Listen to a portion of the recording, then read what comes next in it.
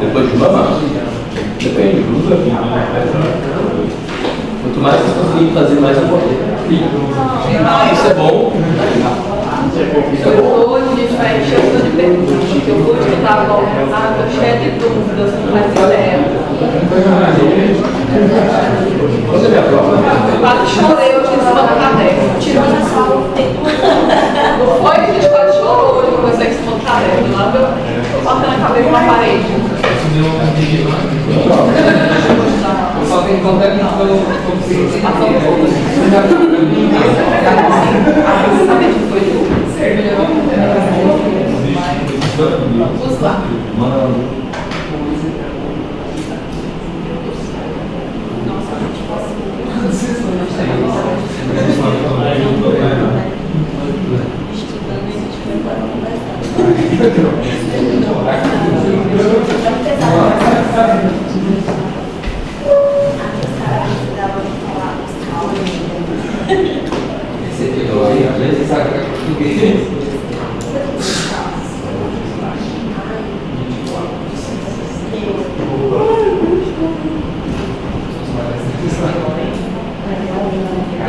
Pediatria,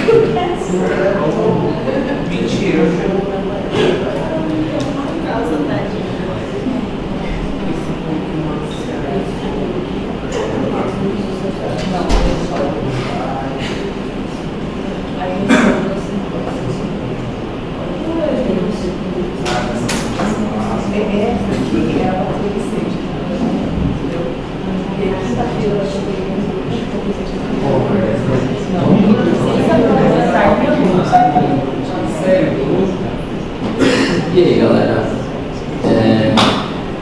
Berceadores,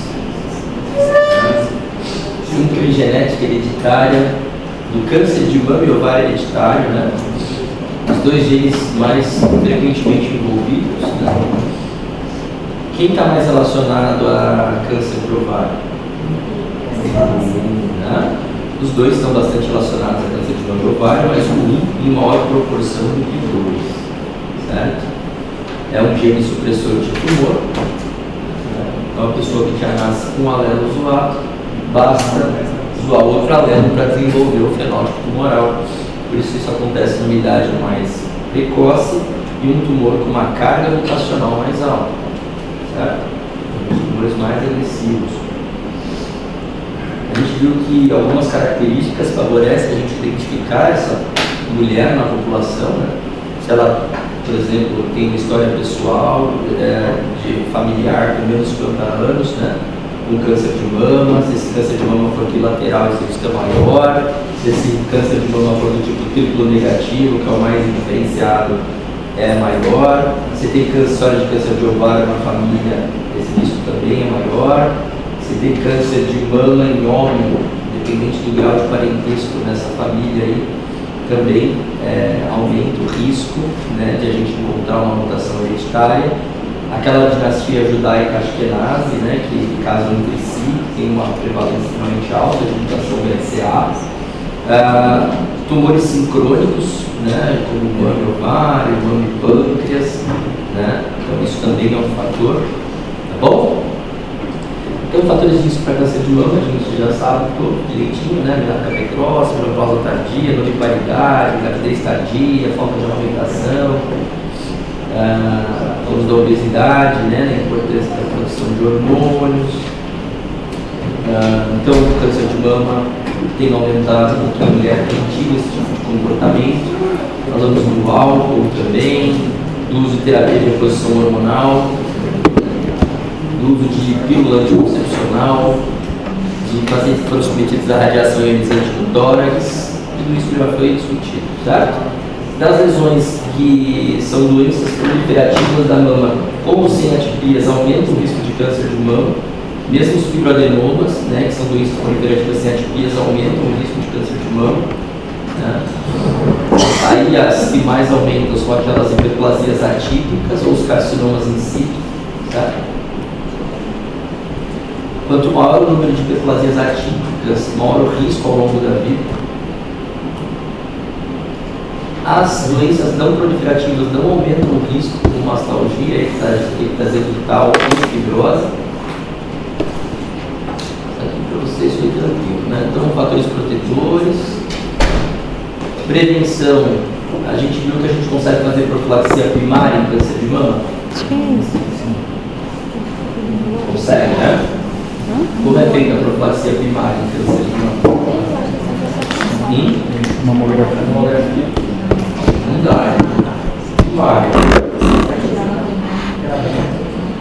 Retirada a peritose das mamas em paciente BSA mutado é uma profilaxia primária, não é? Primária. Retirada do ovário numa paciente com BSA mutado, profilaxia primária. Tá? Qual que é a mais indicada? A oophorectomia a partir dos 35 anos para quem é BSA1, 40 anos para quem é BSA2. Certo? Tem que demorar um pouco mais, o BSA2 para ter o risco mais aumentado. Então a gente vai sempre tentar indicar a oophorectomia a partir dessa idade e a mastectomia redutora de risco, né, que é a mastectomia bilateral dessas pacientes, ela é opcional, mas ela é indicada. Tá?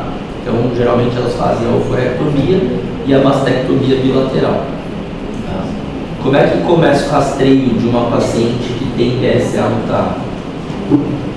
Ela inicia o rastreamento aos 25 anos com ressonância nuclear magnética e a partir dos 30 ela está associada à mamografia, junto com a ressonância. Tá? Professor, qual é a periodização? Anual? Anual. Professor, a mastectomia é indicada nos dois casos? A mastectomia No BSA1 e BSA2. em qualquer idade? Aumenta Não. o ovário? Não. A mamografia é opcional e pediátrica. Tá? Então, a partir do momento, por exemplo, que eu descubro problema, eu faço o rastreamento a partir dos 25.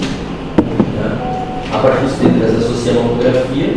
A partir dos 35 eu já faço a oophorectomia e eu tenho a opção daí para frente de fazer a mastectomia. A ação de oophorectomia reduz 80% do câncer de mama. Por isso que não é obrigatório fazer um inteiro. Você pode fazer depois, mais pra frente. Tá? Ela reduz a então. A oophorectomia reduz 80% agora tá de mama. Porque ela, você tira os ovários, certo? E os hormônios vão reduzir isso, vai reduzir o risco de câncer de mama. Entendeu? Então, você tirar o ovário uma BSA mutada favorece um menor risco de câncer de mama. Mas é importante porque o risco ainda é alto. Tá? Então, elas geralmente chegam aos 35, BSA1, BSA2 aos 40, fazem a oophorectomia e a mastectomia redutora de risco bilateral. Né? Aí já não precisa ser ao mesmo tempo, depois. Mas a oophorectomia é obrigatória ser nessa etapa. Tá? Porque é muito mais fácil descobrir um tumor de mama precoce do que um de ovário. Certo?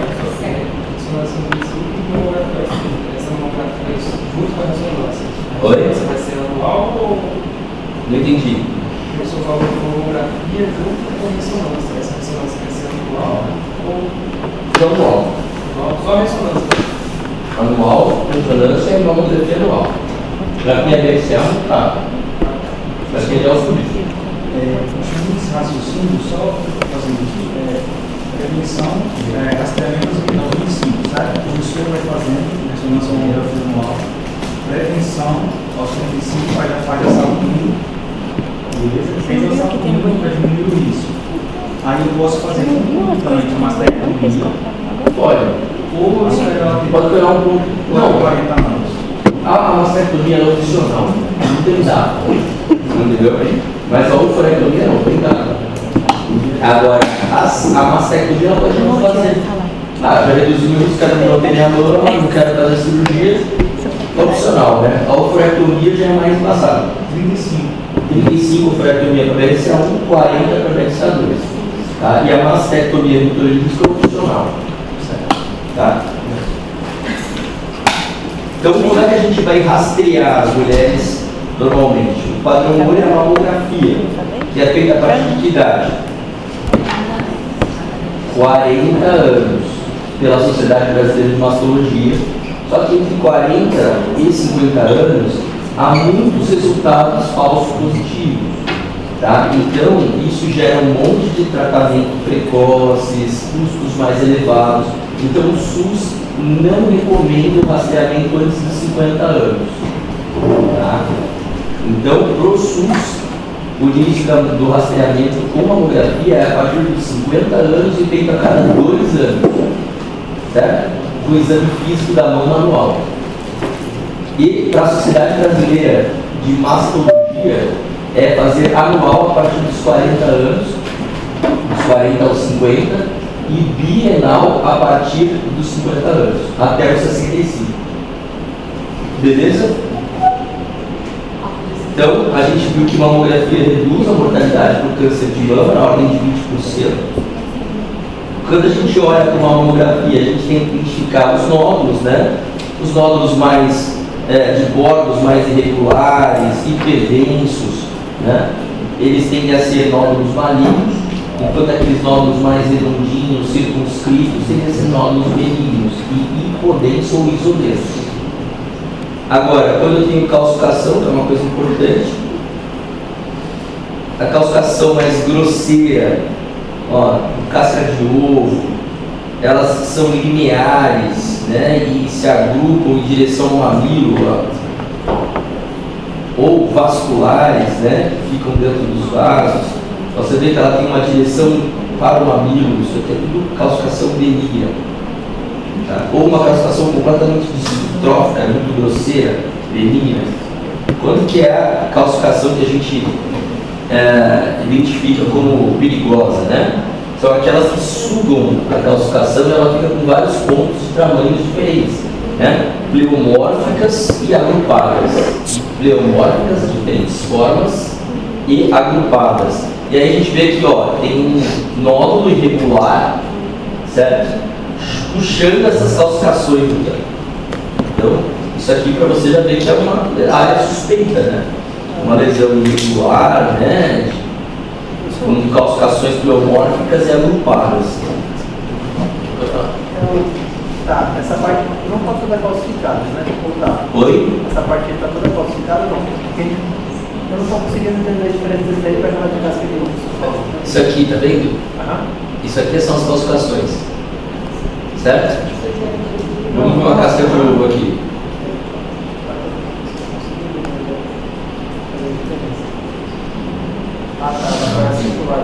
Olha só como é a calcificação. Quem vê meu computador aqui? Tá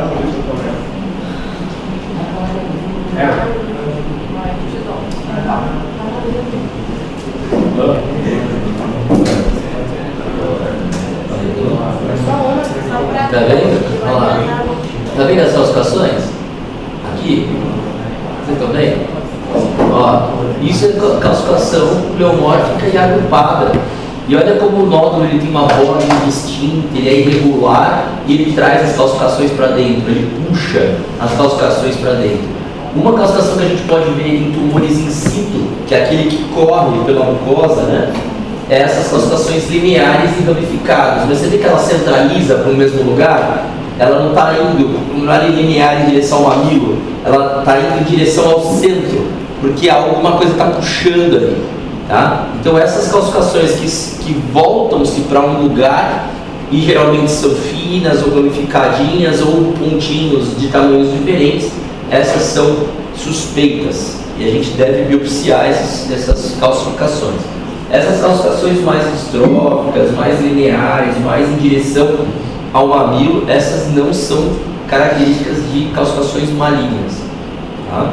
Então, como é que fica mais ou menos na cabeça? Então, lesões benignas, calcificações grosseiras, nódulos com contornos regulares e nítidos, tá? Isodensos e hipodensos. Microcalcificações lineares, ramificadas, lembrar do CDIS, mas elas convergem para dentro de um ponto. Microcalcificações pleomórficas e agrupadas é a mais comum, e os nódulos espiculados, sem uma margem definida, também vão levar a suspeita para que a gente faça uma biópsia. Professor, sobre quantidade, tem relação? Ou Como não? assim? Quanto mais calcificações, tem Não. Então, olha aqui, um nódulo irregular, hiperdenso, com as margens que você não consegue definir, tá? E calcificações pleomórficas aqui no meio. Tá? Então, isso é um nódulo suspeito, não é um nódulo maligno. Quem vai dizer malignidade é o patologista, né? É um nódulo suspeito, certo? Olha esse espiculado, que a gente chama de símbolo, né? Olha as calcificações aqui em cima, né? Um nódulo, né, hiperdenso, com margens espiculadas e as microcalcificações pleomórficas e agrupadas. Então, como é que a gente vai fazer a recomendação? Segundo a Sociedade Brasileira, segundo o SUS, tá? Menos de 40 anos é recomendado no SUS? Não. 40 a 49 anos, nessa faixa etária, você teoricamente faz muito diagnóstico de falso positivo e faz muita biópsia desnecessária. Então, para o SUS isso não vale a pena aos 40 ou 49 anos. E aí o screening recomendado ficaria de 50 a 74 anos, feitos de forma bienal, certo?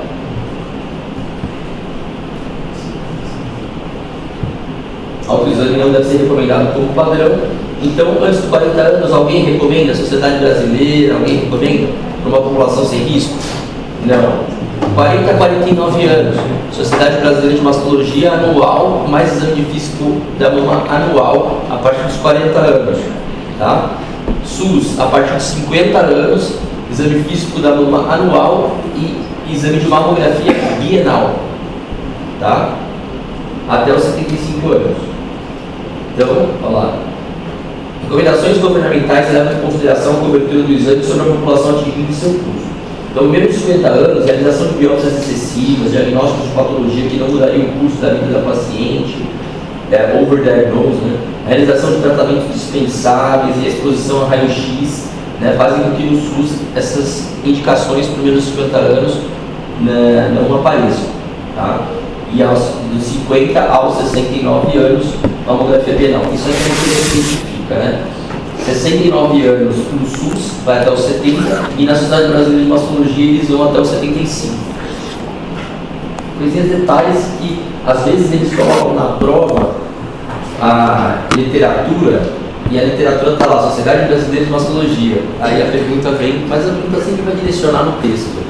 Segundo a Sociedade Brasileira de Mastologia, aí você vai colocar lá, que começa aos 40, vai até os 75 anos, faz exame físico da mama anual e mamografia anual. Tá? E aí no SUS começa aos 50 anos, vai até os 69 anos e faz a mamografia a cada 2 anos. Tá? Por quê? Reduzir o máximo de custo com o melhor benefício possível. É isso que o governo tem que fazer. Esse E é o exame físico da mama anual. Tá? Então, pela Sociedade Brasileira de Mastologia, Colégio Brasileiro de Radiologia e pela FEBRASO, rastreamento de tomografia anual a partir dos 40 anos de idade, até os 75. Certo? Estou falando isso várias vezes para a gente decorar. Tá? O que é mulher de alto risco pela Sociedade Brasileira de Mastologia? Aquelas coisas que a gente viu de BRCA, né? Ou ela mesmo tem BRCA, ou ela tem câncer de mama bilateral na família, ou ela tem câncer de mama em parente com menos de 50 anos na família, ela tem história de câncer de ovário, parente de primeiro grau, câncer de mama em homem. Então, se ela tem essas características em parentes de primeiro grau, ela é uma mulher de alto risco.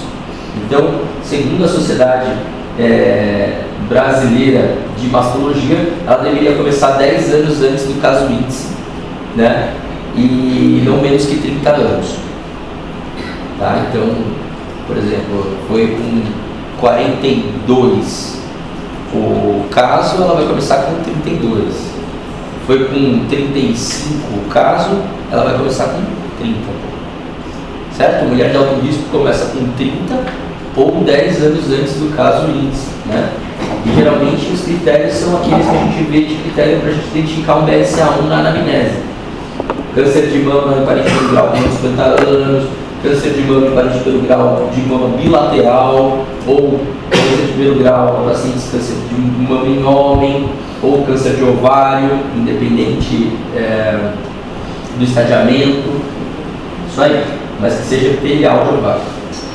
E quem é o grupo e como ela é feita, né? Eles padronizam nos pacientes de alto risco fazer mamografia e ressonância, e se não tiver ressonância disponível, usar ultrassom de forma complementar. Para pacientes de muito alto risco, são aquelas mulheres que têm a mutação. Então elas são de muito alto risco, elas não desenvolveram a doença, mas elas têm mutação ou fizeram radioterapia do tórax, né? Ou tem outras síndromes relacionadas a câncer de mama também, como síndrome de Liefeld, síndrome de Cowden, né? Que aumentam o risco de câncer de mama. Então essas mulheres de muito alto risco, ou seja, que já são portadoras de uma mutação genética hereditária, que a gente sabe que ela vai desenvolver em algum momento, tá? Elas vão começar a rastrear aos 25 anos, quando a BRCA mutado, lembra? E vai ser com ressonância e ultrassom de mama, certo? Só que quando chega nos 30 é que entra a mamografia. A mamografia não entra antes dos 30. Então ela começa com ressonância aos 25. E quando chega aos 30, ela recebe mamografia e ressonância. Por quê? A ressonância, vocês podem ver, ela é muito sensível para avaliar tumores malignos, mas ela tem pouca especificidade para tumores benignos. Então, quando você faz um exame de rastreamento, você tem que ter uma boa especificidade e sensibilidade para ambas as coisas. Então, você fazer só mamografia, só ressonância, você perde a possibilidade de achar lesões benignas. Talvez você biopsie muito mais coisas do que você deveria. Se você, por exemplo, com a mamografia, conseguiria ver microcalcificações, outras características de benignidade. Calcificações biomórficas, agrupadas, malignas. Mas calcificações grosseiras eu poderia indicar como benigna. Eu não poderia não fazer nada. Entendeu? Então a gente começa a associar a mamografia a partir dos 30, por quê? E não antes dos 30. Por causa da densidade da mama. Não dá para ver nada antes dos 30. Então as mulheres começam a ressonância aos 25, BRCA mutadas de muito alto risco, e aos 30 a mamografia entra junto, né, para fazer a compensação ali. Beleza? Então, quando eu tenho BRADS 1 e 2, o que eu tenho? Lesões benignas, certo? Quando eu tenho BRADS 0, não deu para ver nada, eu tenho que fazer de novo, repetir em 6 meses, né? Repetir o exame, né? Ou posso repetir com ultrassom. Se o exame deu BRADS 0, aquele método não é bom para essa paciente, então talvez eu precise de um método complementar e eu faço ultrassom, certo?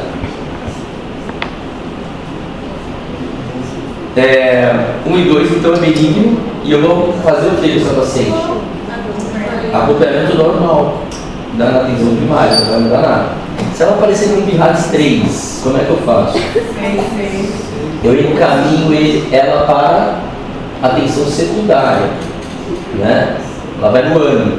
E aí ela vai fazer o quê? Acompanhamento semestral no primeiro ano e anual até 3 anos. Se continuar BRADS 3, eu biopsio. Se cair para BRADS 2, volta para o rastreamento usual. Se for para BRADS 4, eu biopsio em qualquer momento. Tá? E 4 e 5, biopsia sempre. Tá? BRADS 0, repetir o exame, possível um exame, né, que possa visualizar a melhora mamográfica. Como é que eu avalio então a mamografia? Vocês viram no ultrassom as características de benignidade ou malignidade. Então, quando eu olho uma lesão no ultrassom benigna, você vê que ela é mais gordinha do que alta. Ela tem um maior diâmetro longitudinal do que transversal. Tá? Ela é paralela à pele. O eixo dela é paralelo à pele. Tá? Então ela é mais gordinha e o eixo é paralelo à pele. E o som passa por ela, como uma lesão benigna, ela não restringe a passagem do som. E o som passa formando um reforço acústico posterior. Agora, quando eu tenho uma lesão maligna, você vê que ela é mais alta do que gordinha. Certo? Olha como o borda é irregular. E olha como o som não passa. Faz uma sombra acústica posterior. Tá? Então, é bem simples a visualização, né? O som passa na benigna, o som não passa na maligna, né? Então as gordinhas aqui deixam passar e as magrinhas não, né? As magrinhas são malignas. No caso daquela lesão desse nível de rádio que eu tenho, no caso daquela lesão desse nível de rádio essa aqui, isso aqui é 4, tá? Eu diria 5, tá? É muito característico, tem que ver oficial, tá bom? Professor, quem alta? Radiologista.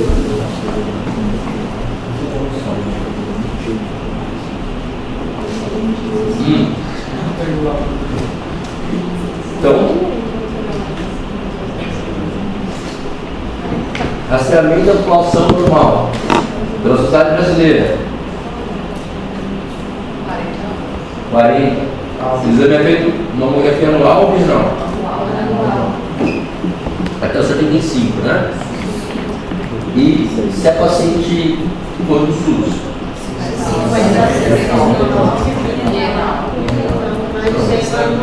Se ela for muito alto risco, para a sociedade brasileira de mastologia?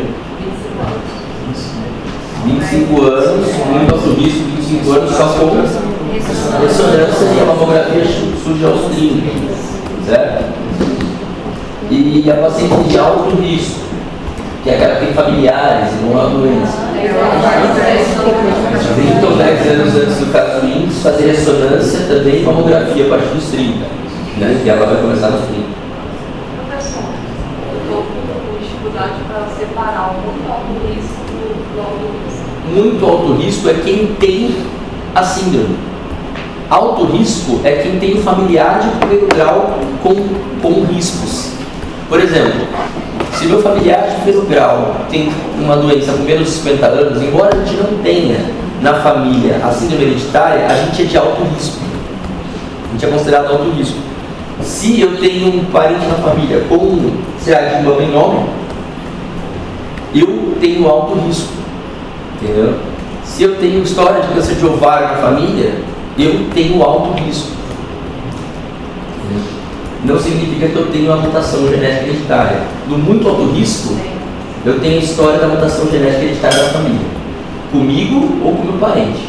Mas é a mutação genética hereditária que foi documentada na minha família ou comigo. A essa paciente de muito alto risco. Beleza?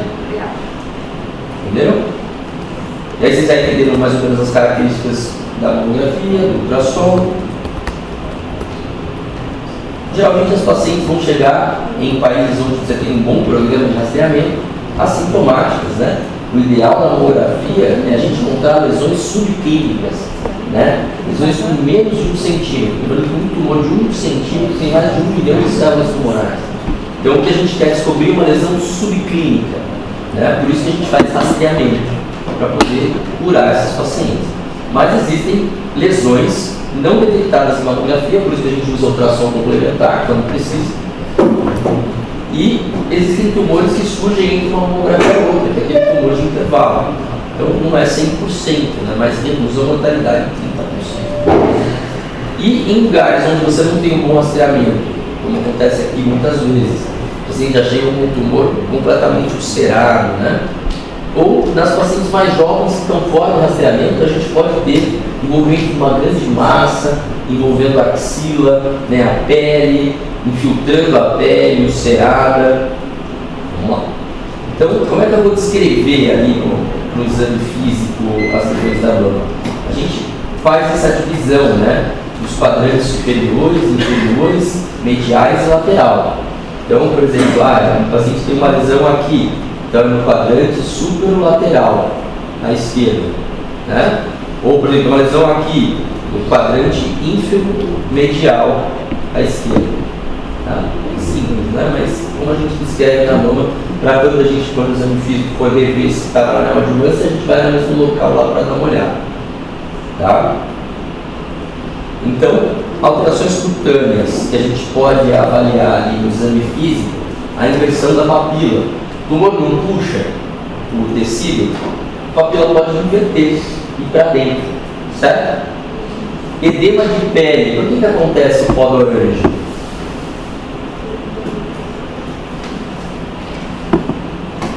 Então o tumor infiltra a pele e diminui a drenagem linfática da pele.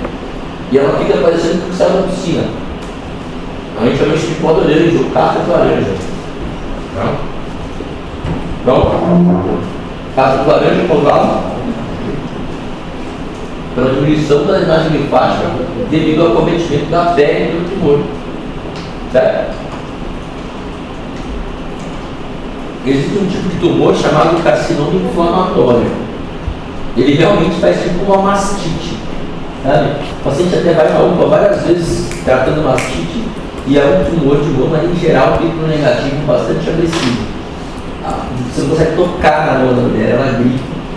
O paciente faz febre, é muito doloroso. Tá? Ulcerações, então às vezes você vê até uma lesão já ulcerada na pele, né, com casquinha, sangrando, nódulos cutâneos adjacentes, então às vezes a lesão se espalha já em metástases cutâneas. Às vezes você vê que até as costas da mulher aqui, toda cheia de tumor, né, se disseminou pela pele. E linfedema em membros superiores. Então, às vezes a paciente não tem trombose, mas tem um baita edema no membro superior acometido por causa que os gânglios linfáticos acometidos não deixam a drenagem acontecer. Então, às vezes nem tem trombose, mas tem dúvida no edema causado pela obstrução linfática. Tá? A paciente tem foto para a aula uma vez.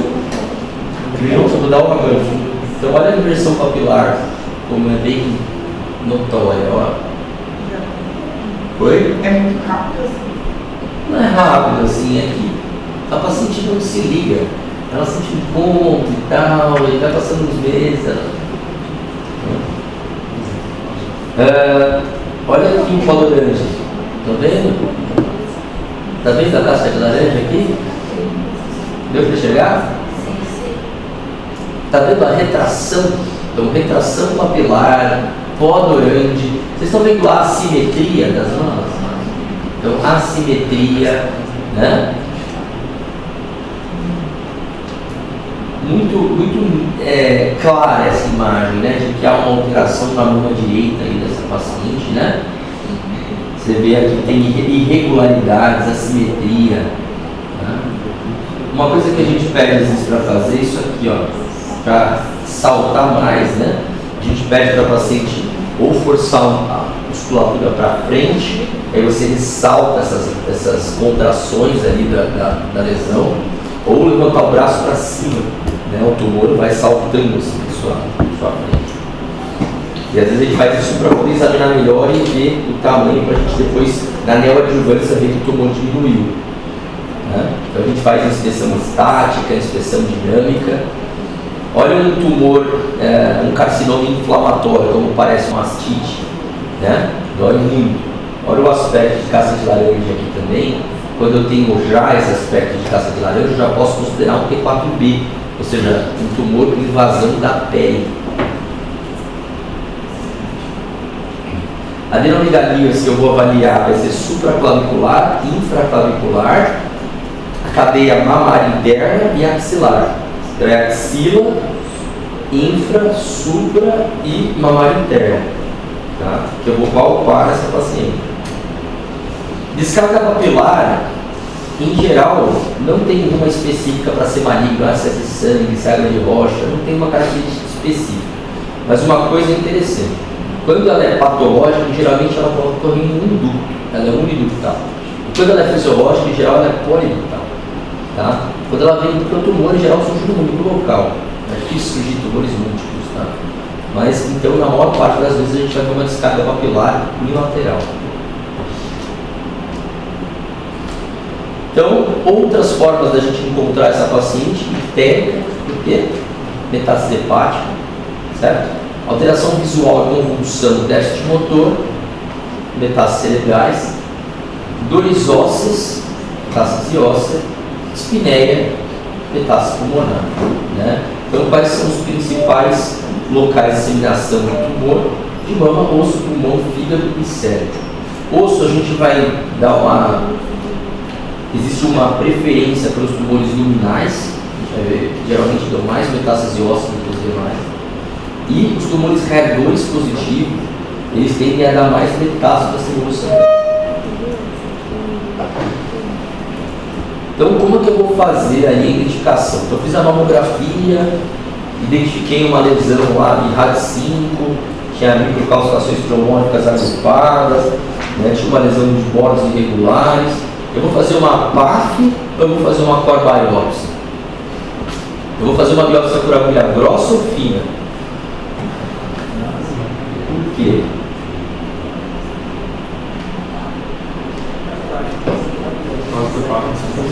Oi? O PAF é da citologia, não vai te dar. Exato.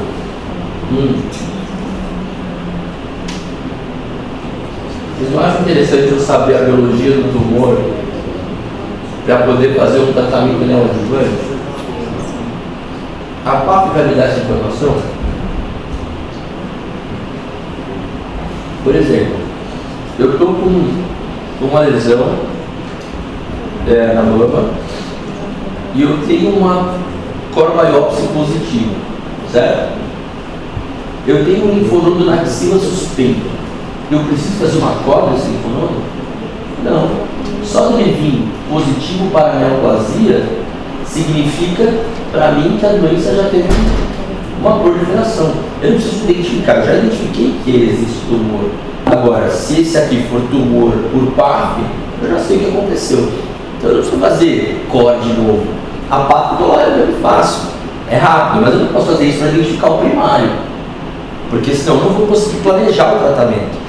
Então, isso é mais ou menos a diferença entre uma PAF e uma core biopsy. Quando eu preciso de informação para tratar, eu não posso fazer uma PAF. Né? Agora, quando eu já sei que o tumor é maligno, não luminal, e eu estou na suspeita de uma axila ser positiva, eu faço uma PAF. Vejo células neoplásicas, eu sei. Eu não preciso fazer uma core de novo. Beleza? Esse foi? Falou? Mamotomia é um tipo de biópsia por uma sucção, que é uma coisa mais moderna, né? Ela consegue ir muito mais direcionada, você consegue guiar com ressonância, com tomografia, com ultrassom. Ela é uma máquina assim, um canhão, consegue pegar bem certinho, né? As lesões, as piralesões. E a gente, em muitos lugares, não tem essa possibilidade de fazer uma lobotomia guiada, nada disso.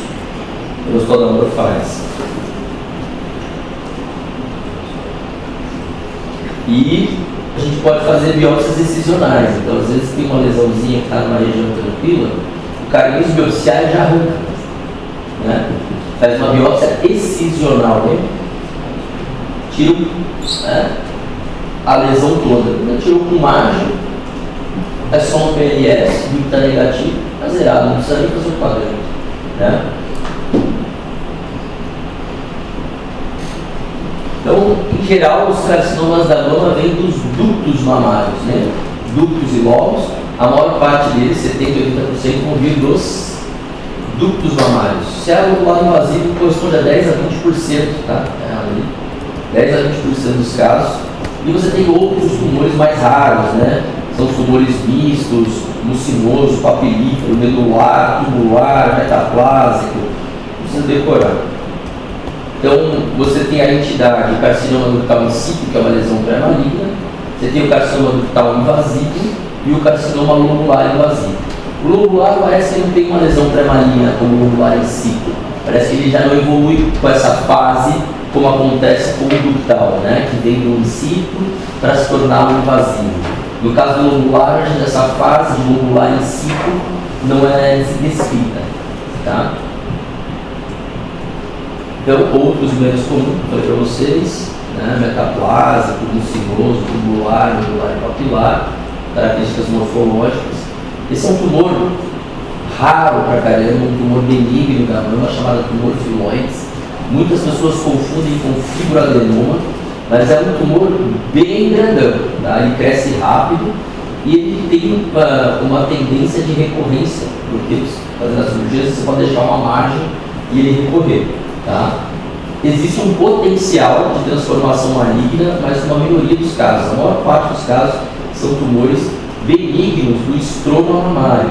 Aí eles ficam bem grandões assim, tá? Tumor filoide, tumor do estroma mamário benigno, tá? O tratamento é cirúrgico. Olha aí. Doença de Paget, tá? É um tumor que envolve, é maligno, né? Envolve o mamilo e a areola. Parece uma lesão de alergia, tá? Tem erosão, tem descamação, tá? E acomete só a epiderme. Em geral, não tem disseminação linfática, né? E o tratamento é cirúrgico. Como é que é a lesão? Olha só. O paciente vai na UPA várias vezes tratando com corticoide tópico, né? E é um tumor, né? Chamado tumor de Paget da mama. Tá? Porque existe o Paget ósseo, né? Então esse é o tumor maligno de mama, mas que acomete só a epiderme, certo? Agora a gente vai tentar estudar subtipos de tumores de mama. Será que o câncer de mama é tudo igual? Não, tá? Vocês viram que os tumores eles são diferentes. Vocês viram que tumores do colo direito é diferente de tumores do colo esquerdo, né? Os tumores não são iguais. Em mama isso não é diferente. Tá? A gente vai definir o comportamento, né, fenotípico da célula tumoral da mama com base nas suas características de célula bem diferenciada. Então, por exemplo, uma célula bem diferenciada de mama tem receptor de estrógeno?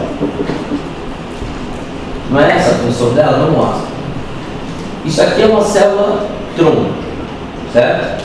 Ela vai se dividir até formar células epiteliais, certo? E aqui é onde ela vai viver e fazer a função dela, de célula epitelial da mama, do ducto mamário, por exemplo. Quando ela sofre uma mutação, ela vai voltando para trás aqui, certo? Vai ficando cada vez mais pequena, redonda, azul, ficando igual uma estricélula, uma célula tronco, certo?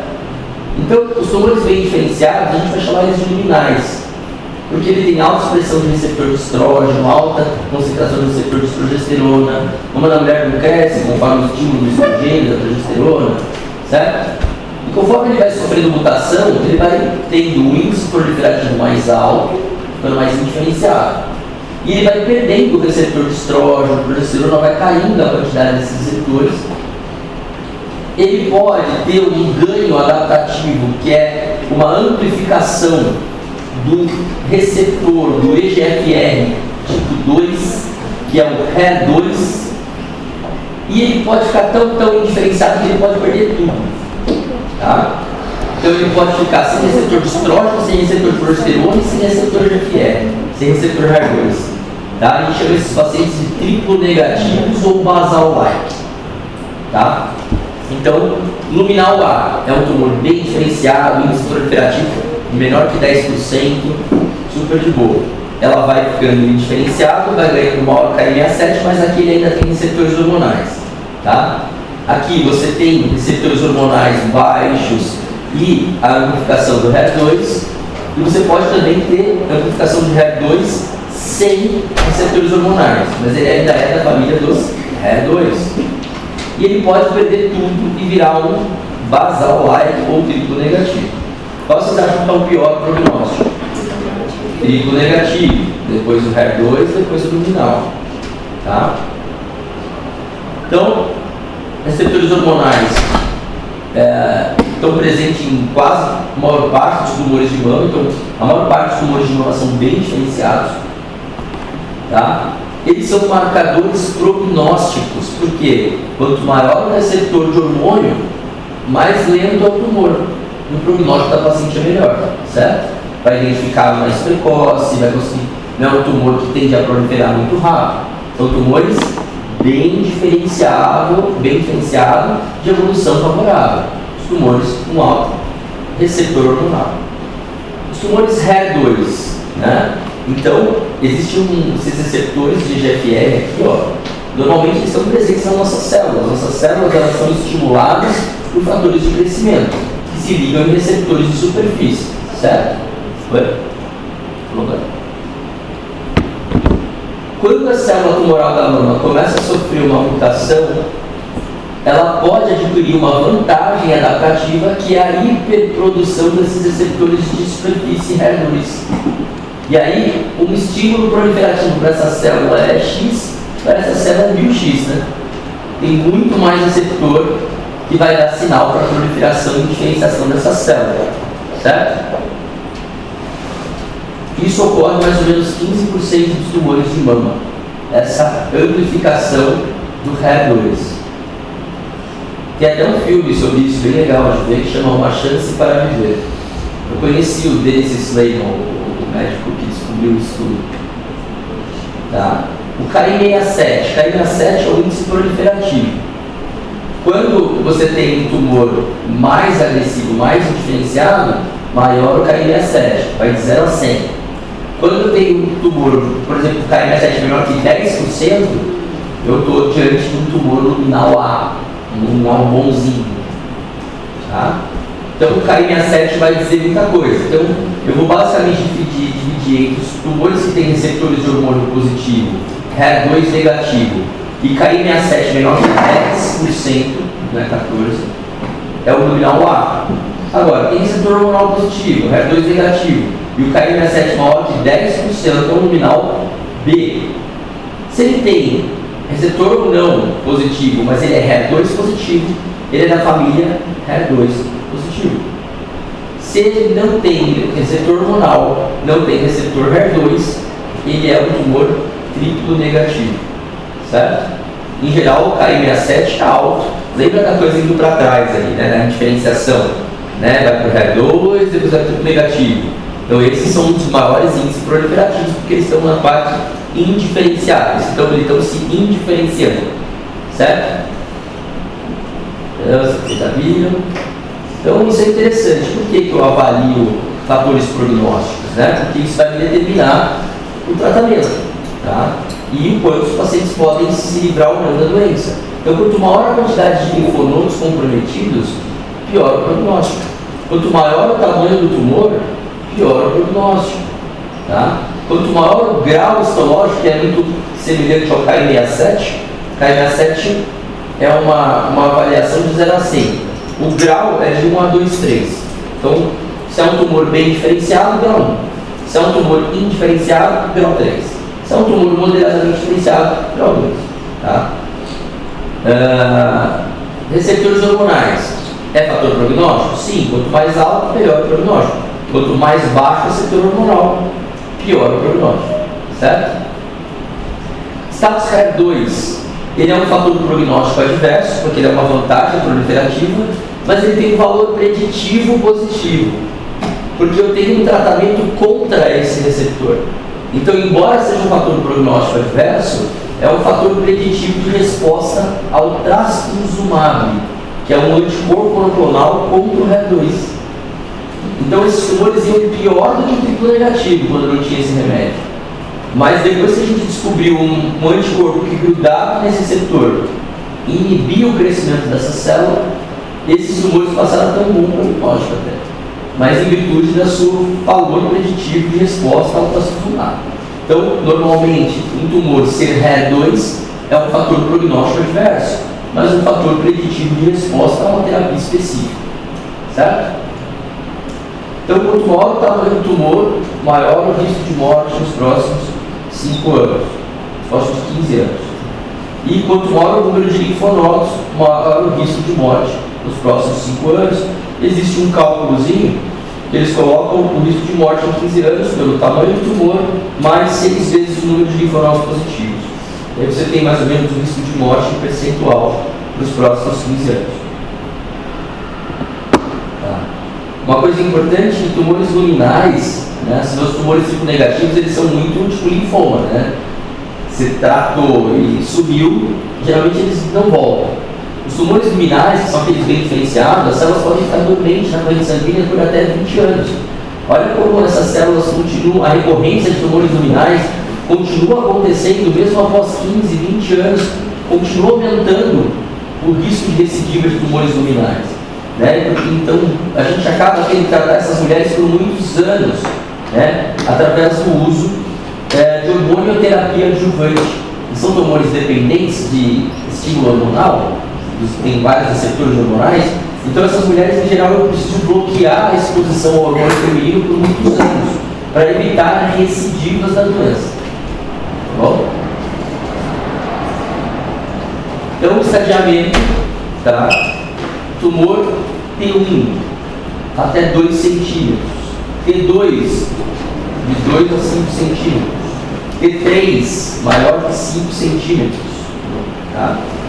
T4A invade a parede torácica, T4B invade a pele, T4C invade a parede torácica e a pele, T4D carcinoma inflamatório. T4B invade a pele, T4A invade a parede torácica, T4C parede torácica e pele, e T4D carcinoma inflamatório. Então, tumor até 2 centímetros é T1, de 2 a 5 centímetros é T2, maior que 5 centímetros é T3. T4, invasão de estruturas adjacentes, parede torácica ou pele. T4A, T4B, T4C e T4D, que é o carcinoma inflamatório. Tá? E agora, linfonodo. Quando eu tenho um linfonodo só na axila, ali palpável, móvel, eu tenho um em 1. Quando eu tenho um conglomerado de linfonodos na axila, N2. Então não dá para eu saber quando tem 1, 2 ou 3, mas dá para eu ver um conglomerado, dá para eu sentir um conglomerado. Se eu sentir só um linfonodo, ele é N1. Se eu sentir um conglomerado de linfonodos, ele é N2. Se eu palpei uma cadeia mamária interna aqui saltada e axilar, é N2 também. Tá? E quando é N3? Quando eu tenho infraclavicular, supraclavicular e axilar com cadeia mamária interna.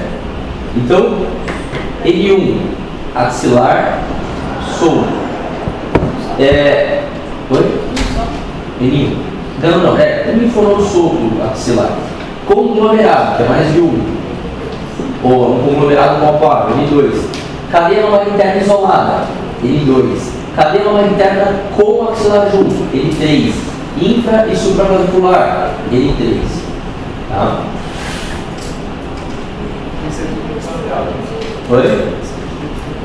Oi? Tudo do mesmo lado. Né? O contralateral é considerado N1, né? Não é mais regional. Tá? Quando eu coloco quer dizer micrometástases, às vezes o linfonodo não tem metástases macroscópicas, apenas milimétricas. Então eles colocam isso como um MID, microscópio. Besteira, né? Eu também posso ter a avaliação pós-cirúrgica, né? Que daí ele vai me dizer os números de linfonodos certinho. Então se eu tenho até 3 linfonodos, eu tenho N1. Se eu tenho 4 a 9 linfonodos, eu tenho N2. Mais de 10 linfonodos, eu tenho N3. Tá bom? Aí a gente agrupa os estadiamentos, tá? E o mais importante de vocês saberem que cai para a residência é esse grupo 2B, porque a partir daí a doença vai ser considerada localmente avançada a partir do T3N0. Até T2N1, a doença é considerada inicial. A partir de T3N0, a doença é considerada localmente avançada. Por que isso? Em tumores iniciais, eu só preciso fazer exames de estadiamento se a paciente tiver sintoma. Então, tem sintoma de dor torácica, eu faço um raio-x. Tem sintoma de dor óssea, eu faço sonografia óssea. Tem sintoma de dor abdominal, eu faço ultrassom abdominal. Tá? Agora, acima de T3N0, eu sou obrigado a fazer tomografia de tórax, abdômen superior e inferior e cintilografia óssea. Se possível, um PET disponível. Tá? Então, doença inicial, só mamografia e ultrassom já cria o tratamento. Quando tem mamografia e ultrassom, tem a biópsia, já sei que o tumor é luminal, negativo, o que for, eu já vou para o tratamento. Se o paciente tiver algum sintoma, sim, eu faço o exame complementar. Agora, todos os pacientes com doença localmente avançada, que é acima de T3N0, eu vou ter que fazer o estadiamento completo para todos. Tomografia de tórax, abdômen superior e inferior e cintilografia óssea. Tá? Em tumores HER2, eu gosto de colocar uma tomo de crânio. Lembra que eles têm mais metástase central? Então, eu sempre coloco tomo de crânio, ressonância de crânio, nos pacientes HER2 positivos. Tá? Oi? Mais o abdômen, tudo também no HER2? No HER2, tudo. Sendo localmente avançado, tudo.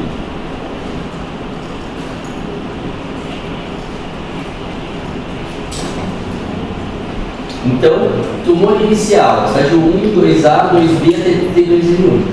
2B de T3N0 até 3C, localmente avançado, estágio 4, metastático. Certo? O primeiro eu não preciso fazer estadiamento para todo mundo, o segundo e o terceiro eu preciso fazer estadiamento para todo mundo. Certo? Então, exames complementares apenas sintomas, cintilografia óssea, raio-x de tórax e ultrassom abdominal e pélvico. No caso de doença localmente avançada, TC de tórax, abdômen e pélvico, cintilografia óssea. Se for tumor HER2 positivo, eu preciso tomar TC de crânio e posso fazer um PET-CT também, que é um exame preferencial, né?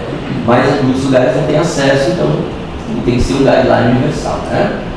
E o carcinoma inflamatório é igual, né? Independente se ele for, ele nunca é considerado tumor inicial, o carcinoma inflamatório, então vai ter que sempre estadiar, como se fosse um tumor avançado, tá? Porque ele já é um T4B, né? Então ele já é considerado localmente avançado, tá bom? Vamos lá. O Halsted foi o primeiro dos grandes cirurgiões, né, a tratar câncer de mama. Ele inventou a cirurgia que é clássica, que é a cirurgia de Halsted, que é a mastectomia radical, onde ele tira o peitoral maior, tira o peitoral menor, tira a glândula mamária, tira os linfonodos da axila em 3 níveis. É um negócio bastante agressivo. E ele fazia isso independente do tamanho do tumor. Se o tumor tivesse 1 centímetro, ele fazia tudo isso. Porque ele acreditava numa disseminação centrífuga da doença. Ele acreditava que os tumores podiam progredir internamente para dentro da mama e ele precisaria tirar aquilo de dentro para fora, para poder evitar que o tumor se disseminasse. Né? E depois, mais para frente, eles perceberam que, às vezes, um tumor que ele tinha tratado e feito uma grande cirurgia, não voltava, e tumores que ele fez uma grande cirurgia voltavam e não tinha uma explicação tão clara assim, né? Que a cirurgia não fez diferença em alguns casos. Daí eles começaram a ver outras formas, como uma paciente com Halsted. Tá? Eu só vi uma paciente, é muito feio, tá? E compromete muito a qualidade de vida da paciente. Então essa cirurgia precisava ser melhorada. E essa cirurgia ficou padrão de tratamento desde 1872 até 1948. Tá? Quando o Patten conseguiu fazer uma cirurgia radical, com esvaziamento axilar, mas ele não tirou o peitoral maior, preservou o peitoral maior. Então, isso ficou mais estético. Tá? Mas ele continuava tirando os linfonodos da axila e fazendo uma cirurgia radical, independente do tamanho do tumor. E aí, em 1972, Madden conseguiu preservar o peitoral maior e o peitoral menor, deixando a cirurgia ainda mais estética, tirando só a glândula e os linfonodos da axila. Então, uma mastectomia radical modificada. Tá? A Patten e a Madden. Então, a gente foi aprimorando o nosso conhecimento sobre a doença e percebeu que tamanho era menos importante, por exemplo, do que linfonodo. Né? O linfonodo positivo era um fator prognóstico mais adverso do que o tamanho do tumor. Então, as cirurgias foram diminuindo. Né? Então, a gente conseguia fazer cirurgias conservadoras E a mama que sobrou, se tivesse algum resquício de doença, a gente podia utilizar a radioterapia para, de forma adjuvante, evitar a recorrência da doença. Certo? Então, olha que interessante. Eu posso fazer cirurgias hoje conservadoras, como quadrantectomia, lembra que eu digo quadrantes? Então eu posso fazer, em vez de tirar a mama toda, eu posso fazer uma quadrantectomia, que é a retirada do quadrante, ou eu posso fazer uma lumpectomia, né, que é a retirada do tumor com margem, né? Eu falei que é excisão. Só que às vezes saiu com margem, não precisa complementar, né? Pode fazer uma incisão ampla, uma quadrantectomia ou uma mastectomia, que é a retirada da mama toda. Tá? Então, com o advento da radioterapia adjuvante, a gente conseguiu conservar as mamas. Tá? Então, olha que interessante, porque aqui tem uma mastectomia radical, que antes era necessário em todo mundo, agora foi esse braço, essa paciente está mais inchada por outro, né? Porque ela teve que secar os linfonodos da axila. Tá? E a gente conseguiu o mesmo desfecho clínico para essas duas pacientes, conseguindo preservar a mama tirando só o quadrante. E depois a gente simetriza, bota silicone e fica zerado. Tá? Mas olha a diferença, né? Em quantos anos que a gente precisou para até melhorar os desfechos oncológicos, fazendo quimio, radioterapia e preservando a mama e a estética, né, da mulher. Olha o impacto, né, de uma linfadenectomia na axila, né? Olha como é mórbido, né? Se dói, pesa, né? Acaba com a qualidade de vida do paciente. Esses linfedemas gerados pelo próprio tratamento. A paciente está curada, mas olha o transtorno para a vida dela. Então, para a gente evitar esse esvaziamento axilar, a gente lança a mão dessa pesquisa de linfonodo sentinela. Já viram? Já viram? Esse sentinela? Então, o que faz a pesquisa de linfonodo sentinela? A gente vai biopsiar, a gente vai infundir o quadrante da lesão, onde está a lesão, a gente vai colocar ou azul patente, que fica uma tatuagem, que as mulheres não gostam, ou a gente vai colocar um tecnesse, uma substância radioativa, tá? Da medicina nuclear. E aí a gente coloca essa cintilografia de tecnesse e a gente vai com um probe e caça o linfonodo na axila a hora da vida. Aí você tira o linfonodo. Tá? Ou você pode jogar essa substância azul e na hora de abrir você vai ter que caçar o linfonodo azul lá dentro. Tá? Qual que é a ideia disso? O tumor não se dissemina pelos linfonodos da axila. Então, o primeiro linfonodo que vem naquela região, que eu vou descobrir injetando algo ali, esse linfonodo não estiver doente, os demais não estão. Né? Então, a gente vai lançar a mão. Existe até um jeito de você fazer as duas coisas juntas, azul patente e probe, né? Fica mais fácil identificar ainda. Então, qual que é a ideia da pesquisa de linfonodo sentinela? Tentar evitar o esvaziamento axilar e toda aquela morbidade. Tá? Então, com essas duas técnicas, eu consigo fazer uma cirurgia conservadora, utilizo a radioterapia adjuvante, e eu consigo evitar o esvaziamento axilar através da pesquisa de linfonodo sentinela. Porque se o linfonodo sentinela estiver livre, eu não preciso fazer o esvaziamento. A doença não foi para cima. Certo? Oi? Vamos lá, ver agora. Agora tem uma quantidade aceitável. Então, mudou recentemente, faz muito tempo.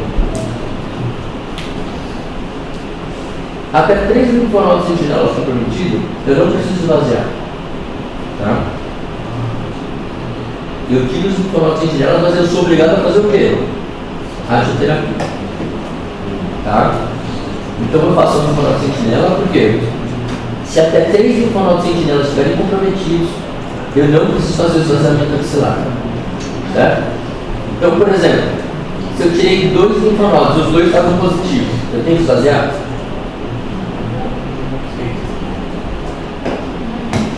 Porque você não sabe se ficou mais para trás.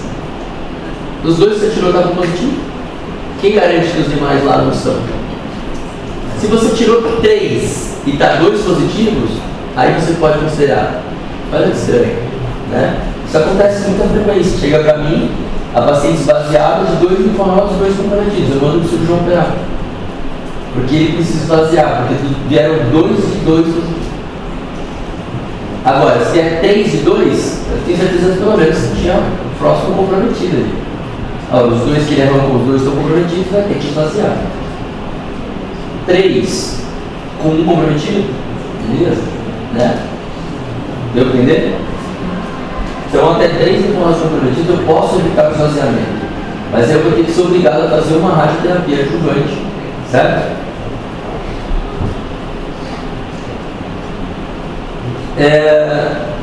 Quando eu indico uma cirurgia conservadora, né, e quando eu não posso indicar uma cirurgia conservadora? Os linfonodos sentinela. Eu vou tirar, por exemplo, se tem 3, eu tiro 3. Eu só não vou esvaziar se só um for positivo.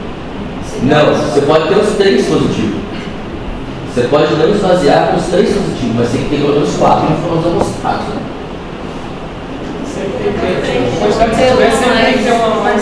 Não é, por exemplo, pense uma coisa comigo.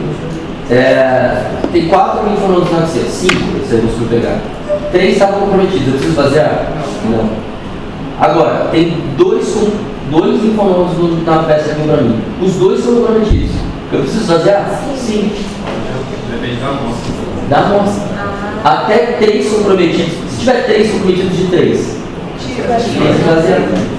Entendeu? Vamos lá? Oi? Isso. Vamos lá. Quando eu não posso indicar uma mastectomia, né? Uma cirurgia conservadora? Quando o tumor tem mais de 20% do tamanho da mama. Porque fica tão assimétrico, então mulheres com mamas pequenas, às vezes o tumor é pequeno, mas a retirada desse tumor já deixa a mama completamente assimétrica. Aí vai tirar tudo. Então, tumores muito grandes, mais de 20% do volume da mama, às vezes a gente faz o quê? Terapia neoadjuvante para reduzir, para operar. Às vezes a gente faz a terapia neoadjuvante e ele não reduz. Aí vai ter que fazer uma cirurgia radical, porque a ideia é estética, né? Então, se vai ficar esteticamente ruim, é melhor tirar tudo, né? Então, vamos lá. Então, quando o volume do tumor é repetitivo, né? Doença multifocal. Ou se eu vou ter que tirar 2 quadrantes, vai ficar esteticamente ruim. Então, se for uma doença multifocal, teoricamente ele vai para a cirurgia radical, certo? Claro que eu não vou fazer a radical com esvaziamento, nada disso. Vou fazer essa informação sentinela, é que eu vou fazer a mastectomia completa, né? Quando eu falo mastectomia radical, subtende-se o esvaziamento axilar junto. Tá? Toda cirurgia que está escrito radical é uma retirada do tumor e a cadeia linfonodal. Tá? Se tiver assim, mastectomia é a retirada da mama, certo? Quadrantectomia, retirada do quadrante. Tá? Mastectomia com pesquisa de linfonodo sentinela. Não fez esvaziamento, só fez a mastectomia. Mastectomia radical, eu não preciso te avisar que teve esvaziamento. Entendeu? Não existe mastectomia radical e pesquisa de linfonodo sentinela.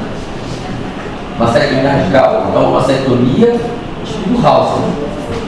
Já tirou tudo. Tá? Que é o pá, teimada e fizeram mastectomias radicais modificadas. Por quê? Porque tira a linfadenectomia? Porque tira, preserva o peitoral maior, o peitoral menor. Lembra? Beleza? Então, linfadenectomia vocês já aprenderam. Contraindicação do tratamento conservador. Multicêntrico, vocês já sabem. Microcalcificações difusas. Ou seja, tem um monte de microcalcificações pneumórficas agrupadas em outros, você vê o seu lugar com tumor. Outros lugares com lesões suspeitas. Tirar, né? Tira tudo. Né? Impossibilidade de realizar radioterapia. Eu posso fazer tratamento conservador num lugar onde não tem radioterapia? Toda vez que eu vou conservar, eu preciso de rádio.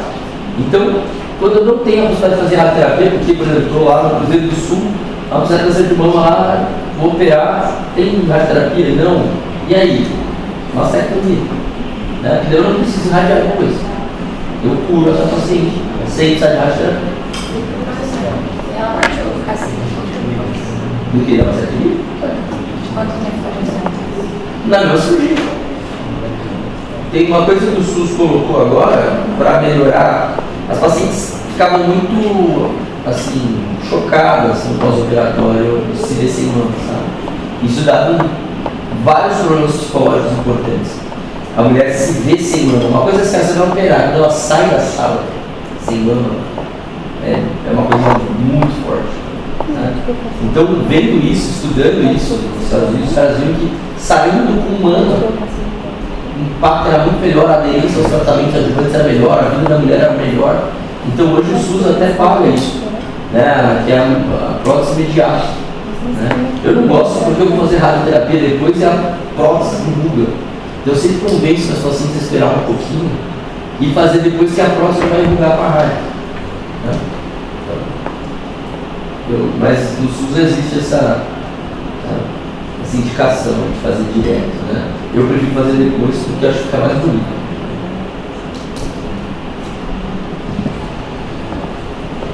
Neoadjuvância. Qual que é o objetivo da neoadjuvância? Pegar um tumor ressecado e tornar ressecado. Pegar um tumor que vai sair para uma cirurgia radical e deixar uma cirurgia conservadora. Né? Tratamento precoce de micrometástases. Avaliação em vivo da quimiosensibilidade, lá palpando o tumor, vem diminuindo ciclo a ciclo até desaparecer. Né? Daria para eu avaliar a quimiosensibilidade depois de operado? Não, o tumor já foi embora, não tem como ver. Então, uma das formas de eu avaliar a quimiosensibilidade é olhar para o tumor enquanto eu faço o tratamento. Isso só é possível na neoadjuvância, certo? Quimioterapia na neoadjuvância, eu vou privilegiar os pacientes com doenças mais quimiosensíveis. Então, por exemplo, eu tenho um tumor localmente avançado. Você acha que ele vai sair por cirurgia conservadora ou radical? Então, vale a pena fazer uma quimio neoadjuvante? Vale, porque eu vou conseguir reduzir para uma cirurgia conservadora, certo? Mesmo se for um tumor luminal, sim, mais favorável se for um luminal B, né, com carina 7 mais alta. Mas todo tumor localmente avançado vai precisar de quimio, nem que seja depois. Então, se ele está localmente avançado e vai sair por uma cirurgia não conservadora, eu vou lançar mão da quimioterapia neoadjuvante, mesmo sendo um tumor luminal. Tá? Porque tumores localmente avançados precisam de quimioterapia. Aí eu coloco o neoadjuvante. Agora, se é um tumor luminal grande, mas que sai por cirurgia conservadora, opera e faz aquilo depois. Tá? Não perde tempo. Tá? Agora, o tumor não sai com uma cirurgia conservadora, faz neoadjuvância. Certo?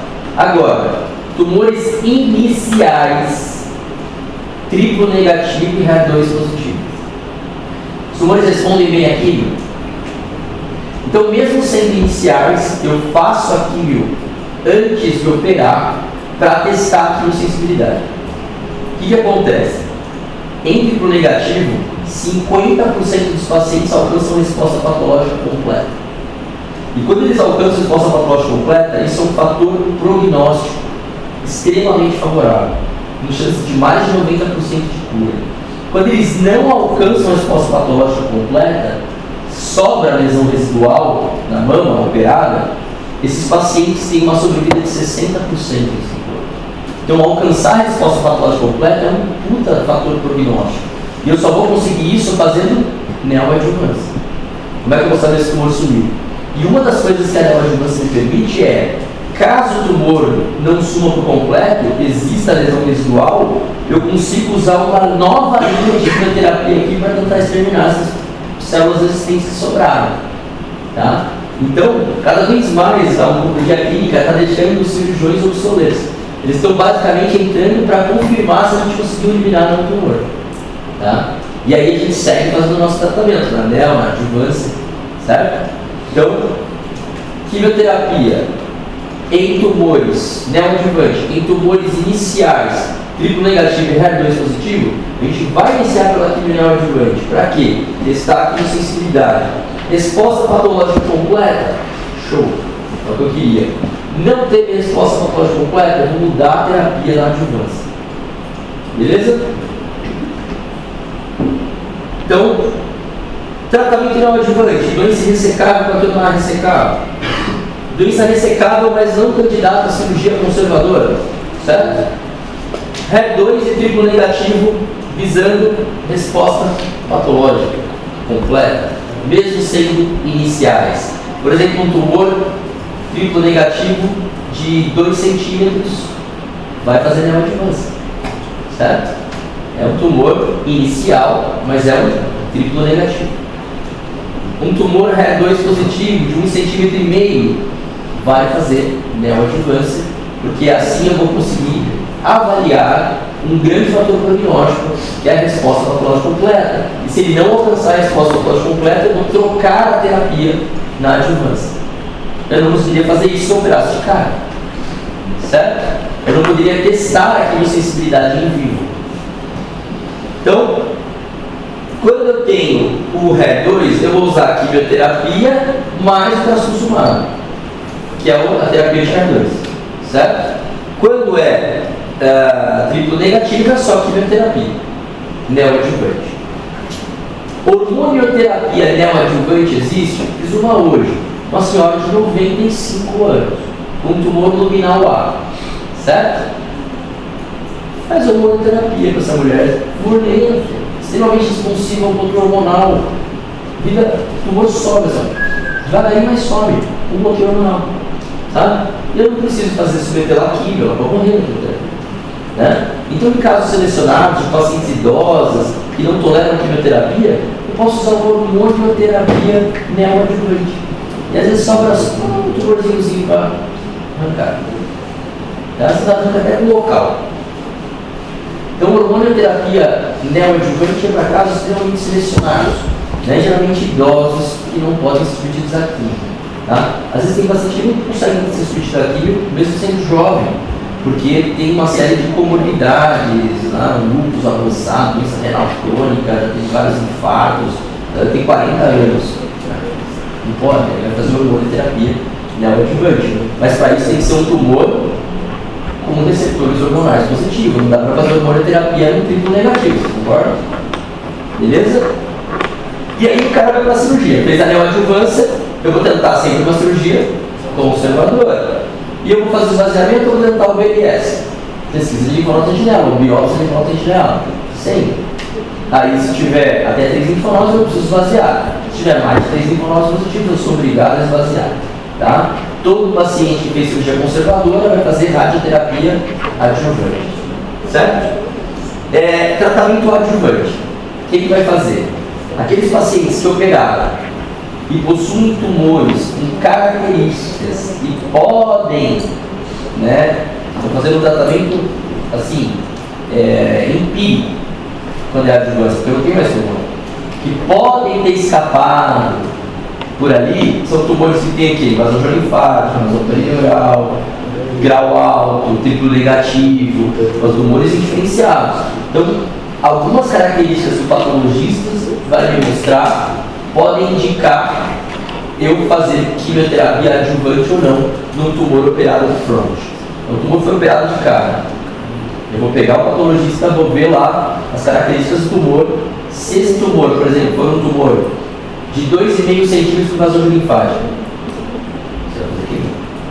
certo? Agora, um tumor de 0,5 centímetro sem invasão linfática luminal A, vai ver, é hormonioterapia, certo? Hoje a gente tem um teste genético que eu faço no tumor para dizer se esse paciente vai receber quimio ou não. Mesmo com até 3 linfonodos na axila positivo, eu mando para essa análise, né? Chama Oncotype DX, dos Estados Unidos, né? Aí volta e 15 dias depois chega para mim mostrando essa paciente não vai ter benefício de quimio, já pode partir por hormonioterapia direta, pode pular a quimioterapia, tá? Então, logo a gente vai poder ter aqui, assim, mas ainda não temos. Então, o Oncotype DX é um teste genético, porque o patologista, você tem noção de qual avaliação do patologista, a gente faz 70% de químio desnecessário. 70% das mulheres recebem químio adjuvante de forma desnecessária. Boa parte delas não precisariam, mas o único teste capaz de mostrar isso é o Oncotype DX, que é um teste caro, né, feito uma avaliação genética do tumor. Tá? Então, radioterapia adjuvante, para todo mundo que fez tratamento conservador, né? Hormonioterapia adjuvante para todos os tumores luminais, todos que têm receptor hormonal maior que 1%. E quimioterapia com terapia anti-HER2, tumores operados HER2 positivos, que não fizeram quimioterapia neoadjuvante por algum equívoco, vão fazer o quê? Quimio com terapia de HER2. Beleza? Então, se eu conseguir fazer aqui desse anti-REG, eu não preciso operar ele. Fiz, deu certo, não opero. Sempre operar. Como é que eu vou saber se teve resposta completa? Operando. Então é na cirurgia que eu vou avaliar se tem resposta patológica completa, não é resposta clínica. Resposta clínica eu consigo ver lá, mas isso quer dizer que microscopicamente subiu tudo? Então quem vai me dizer? O quadrante. Aí lá no quadrante eu vou ver.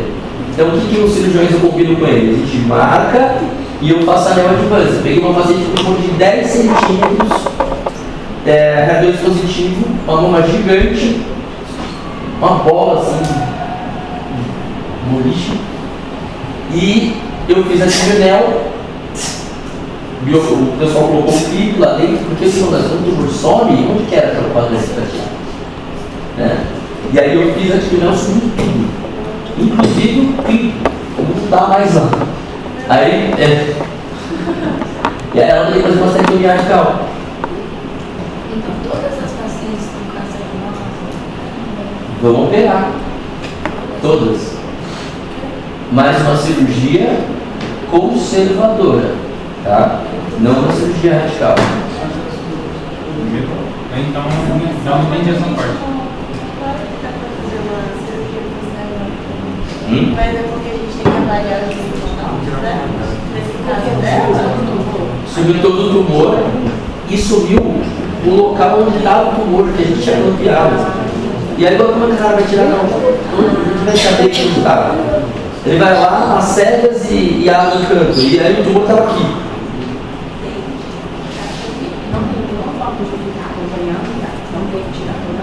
Uma paciente de 35 anos, a vida toda pela frente. Tira, bota um siliconão do tamanho que ela quiser. 35 anos. E tem uns que não é Oi? porque não foi como ela fez essa idade e ela não rejeitou a população. Porque na época ela tinha móveis, né? Tirava, depois voltava para colocar definitiva. Isso, fazer expansor, né? Aí ela Tem mulher que não, é raro, não tem. Então, radioterapia para todas as submetidas a tratamento conservador, certo? HT, todos os portadores de receptor de hormônio positivo, vão fazer hormonioterapia adjuvante. QT adjuvante, oncotype, ou avaliação do patologista daquelas características, para saber se vai receber ou não. HER2 positivo, sempre tratar com quimio e anti-HER2. Tá? Quais são as hormonoterapias que a gente utiliza na prática? Tá? Nós temos os CERNs, que é o tamoxifeno, vocês estão acostumados. Nós temos os inibidores de aromatase, tem o anastrozol, o exemestano, o letrozol. E temos os análogos de GNRH. Então, tamoxifeno, o que faz o tamoxifeno? Ele é um antagonista do receptor de estrogênio na célula da mama, mas ele é um agonista de estrogênio no endométrio, do osso e do sangue.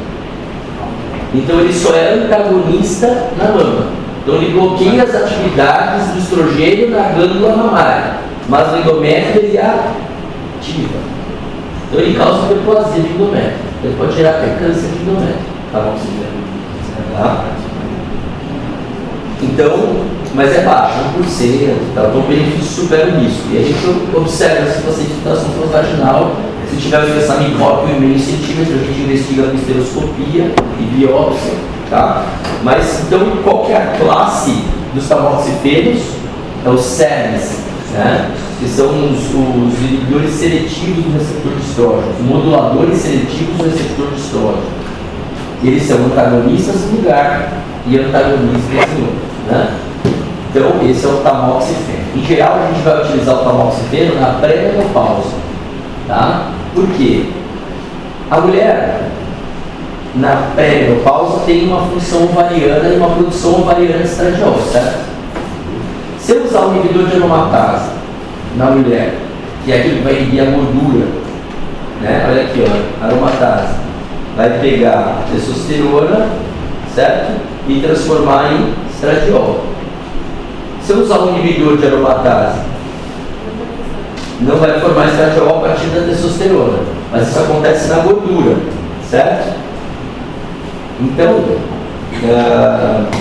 se eu pegar uma paciente na pré-menopausa e usar um inibidor de aromatase, eu vou bloquear o ovário?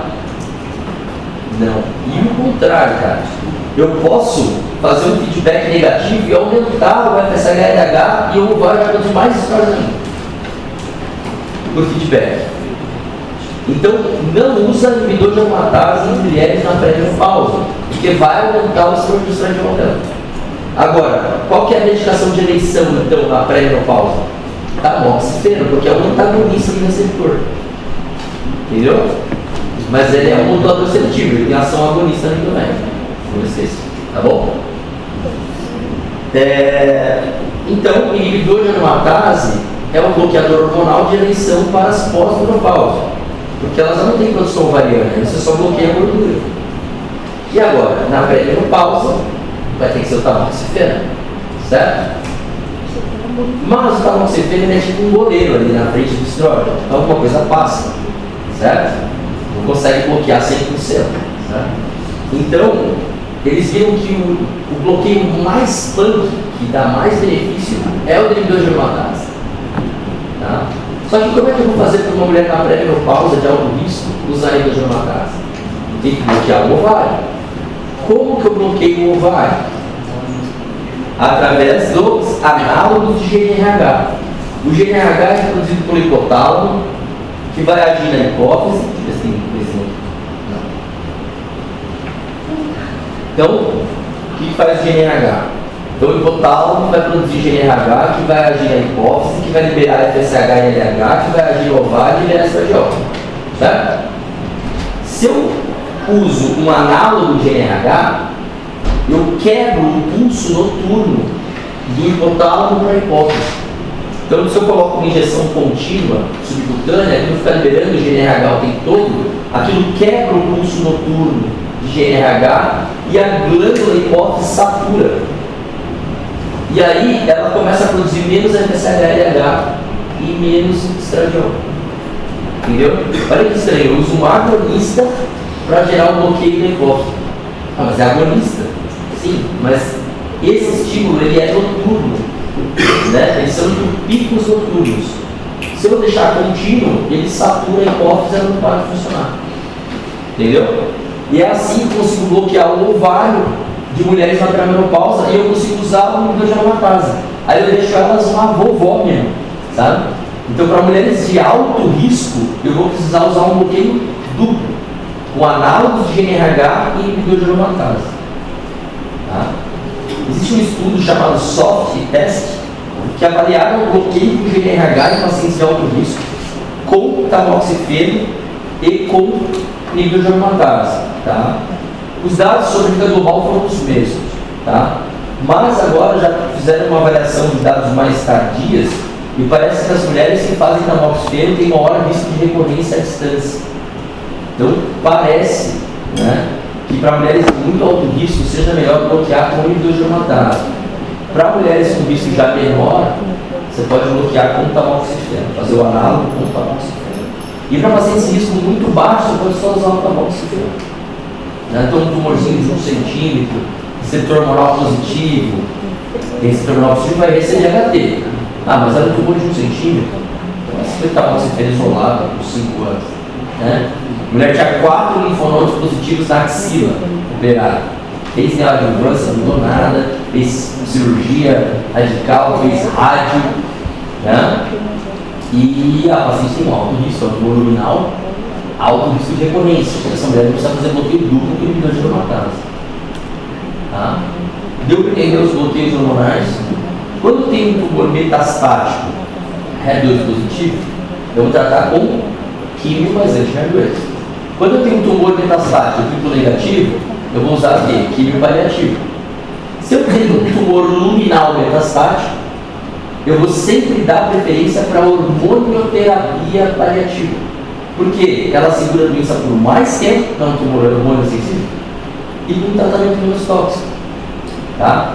E aí, no cenário paliativo, a gente tem o fulvestrant, que é usado na progressão aos inibidores de aromatase, aos SERMs. O fulvestrant, ele é um degradador do receptor de estrogênio. Tá? Ele causa degradação do receptor e shutdown regulation, que a gente chama. Ele destrói o receptor de estrogênio. Ele é como se fosse uma hormonioterapia mais potente. Tá? Então ele é usado só no cenário paliativo, ele não tem diferença no cenário adjuvante, que é aquele que a gente vai usar por 5 anos. Então, mulheres de baixo risco, tumores tranquilos, usam hormonioterapia por 5 anos.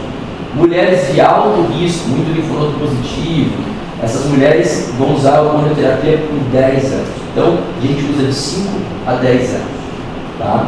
O uso de bloqueio hormonal. Quando eu tenho tumores luminais metastáticos, eu vou usar a hormonioterapia paliativa. Progrediu as hormonoterapias paliativas, aí eu faço quimioterapia paliativa. Tá. Professor, como que é esse tempo, 5 e 10 anos?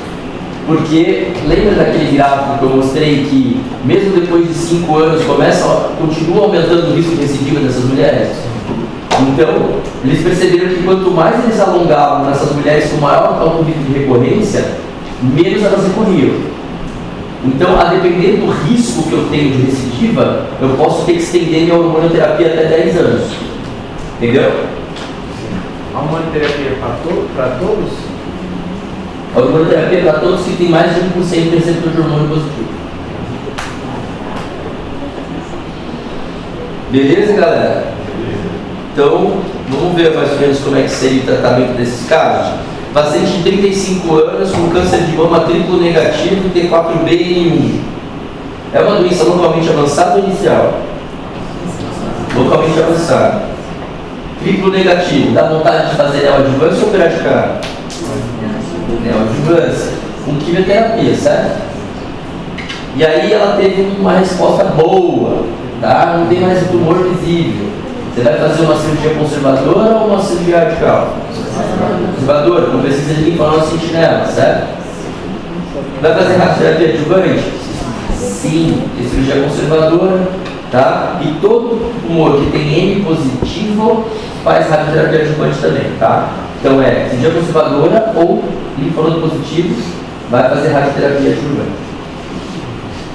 60 anos é o paciente, o carcinoma lobular invasivo, luminal A, T1B, tumor de meio a 1 centímetro. Vai fazer neoadjuvância? Vai operar de cara. E vai operar conservador, pelo jeito, tumor pequeno, né? Vai fazer quimioadjuvante? Tumor pequeno, luminal A, baixa resposta à quimioterapia, né? Hormonioterapia adjuvante? Anastrozol por 5 anos, né? Pós-menopausa. 40 anos, HER2 positivo, receptor hormonal negativo, né? Aquele HER2 puro, metastático para osso. Quimio paliativa mais anti-HER2, né? Trastuzumab. Paciente de 50 anos, CDI de mama, luminal B, CT2, CN0, CN0, tá? Nesse caso, cara, um tumorzinho de 2 a 5 centímetros, eu teria que avaliar se vai sair conservador ou não. Se não sair conservador, faz quimio não. Se sair conservador, opera e faz a quimio depois, mas é um tumor grande, 2 a 5 centímetros, então vai ter que fazer quimio, tá? Agora, se sai conservador, faz conservador e faz a quimio depois. Se não sai conservador, faz a quimio antes, tá? Vai fazer rádio? Você faz, né? Vai fazer rádio, tá? Vai fazer hormonioterapia adjuvante? Sim, mas aí já é um tumorzinho mais de alto risco. Acima de T2 é tumor de alto risco. E aí eu vou fazer um bloqueio entre 7 a 10 anos. Né? Inibidor de aromatase? Sim. 50 anos? 50 anos é um momento que eu não sei se ela está na menopausa. Como é que eu faço? Se ela está amenorréica há mais de 1 ano e o FSH está acima de 40, ela é menopausa, ela pode começar com inibidor de aromatase. Tá? Se ela está na dúvida, não sabe falar se é um ano, o FSH está limítrofe, começa com tamoxifeno. Tá? Tem estudos mostrando que 2 anos de tamoxifeno e depois 3 anos de araçazol, de inibidor de aromatase, é igual ao que fazer os 5 anos de aromatase. Tá? Então, não tem problema começar com inibidor de aromatase e depois acrescentar com tamoxifeno e depois acrescentar o inibidor de aromatase e completar os 5 anos. Tá? 57 anos, luminal B, T3N1N1 para osso. Como é que eu trato um luminal metastático? Hormonioterapia paliativa. Tá? Paciente de 60 anos, sedente de mama, triplo negativo, metastático para fígado. Quimio paliativo. 45 anos, sedente de mama, receptor hormonal positivo, HER2 positivo, T2N1. Doença localmente avançada é inicial, lembra da T2N1? Mas é um HER2, né, mano? Quimionel. Com terapia de HER2? Então, cirurgia conservadora, radioterapia adjuvante, N positivo, certo? Hormonioterapia adjuvante? Sim, receptor hormonal positivo, tá? Em geral, a gente faz a terapia de HER2 na NEL, ela opera e a gente continua 1 ano de terapia adjuvante. Geralmente a quimio adjuvante são 6 meses, mas a terapia de HER2 ela é feita por 1 ano. Então, o paciente faz os primeiros 6 meses com a quimio, ela opera, ela segue fazendo terapia de HER2 e eu acrescento na adjuvância a hormonioterapia, tá? Que é o tamoxifeno, ou o inibidor de aromatase. Professor, só essa última aqui, se ela volta o risco que o senhor falou, vai fazer aquele bloqueio na hipótese e usar 45 anos, com N positivo, sim. HER2 positivo, muito alto risco. Então, essas pacientes pré-menopausas vão fazer bloqueio com inibidor de aromatase. Análogo de NRH, né, que é a leuprogelina, gozerolina, e vai usar o inibidor de aromatase, que é o exenestano, o letrozol ou anastrozol. Beleza?